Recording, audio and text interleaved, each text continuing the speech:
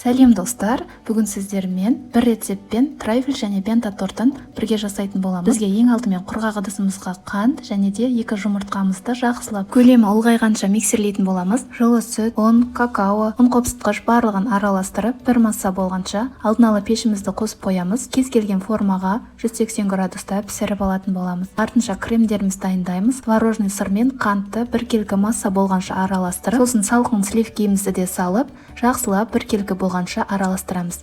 Осындай креміміз дайын болады. Сосын барып пісіп және де суып тұрған коржымызды осылай кез келген бента тортының формасына салып аламыз. Артынша қалғанын трайфл десертіне қолданатын боламыз.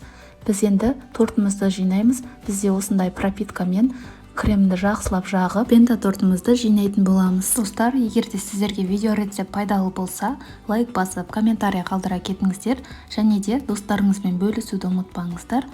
Сіздер де міндетті түрде жасап көріңіздер. Келесі бөлімде кездескенше.